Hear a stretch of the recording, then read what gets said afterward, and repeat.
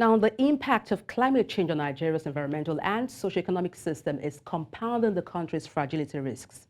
And this is reflected in drought, desertification, rising sea levels, erosion, flood, thunderstorms, land degradation, and more frequent extreme weather conditions and loss of biodiversity.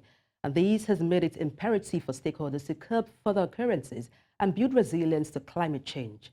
NewsCentral's Perpetua Fasanmi-Peters spoke to stakeholders on sustainable, effective system that must be put in place to ensure resistance.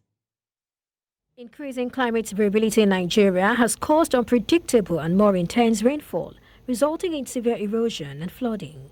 This is further buttressed by the 2021 Notre Dame Global Adaptation Index, which ranked Nigeria as the 53rd most vulnerable country and the 6th least ready country in the world to adapt to climate change. We're thinking about sustainable cities, for instance, and you're saying if there's going to be flooding issues, if you're going to have issues with food security, how will that impact on your organization? If what you do is agriculture, and then you're not taking care of the environment, you can be sure that at some point we had some issues in Benue State and Kogi State last year where people could not even travel, and then some farmlands were destroyed. That has a lot to say about climate-related issues. For developing countries, you discover that they are the one who actually bear the brunt of majority of the impact that we're having with the climate change. And that is why it is very imperative and important for us to start having this conversation.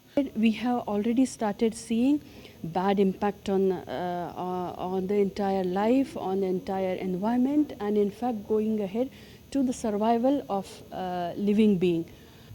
To ingrain the concept of sustainability in the fabric of Nigerians, stakeholders, which include the government, corporates and individuals, must play their respective roles.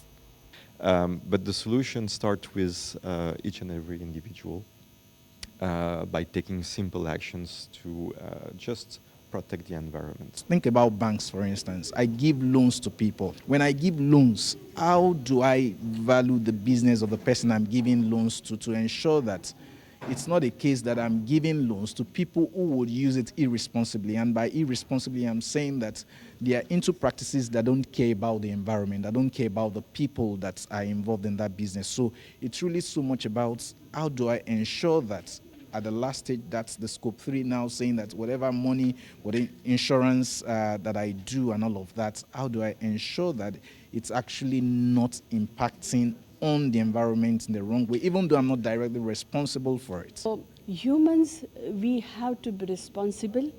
We cannot be having activities and industrial development at the cost of survival of this beautiful planet.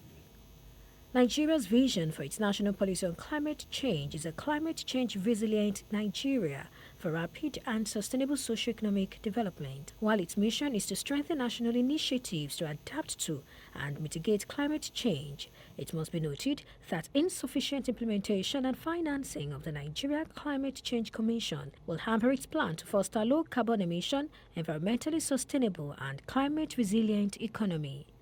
Perpetua Fasanmi-Peters reporting for NewsCentral.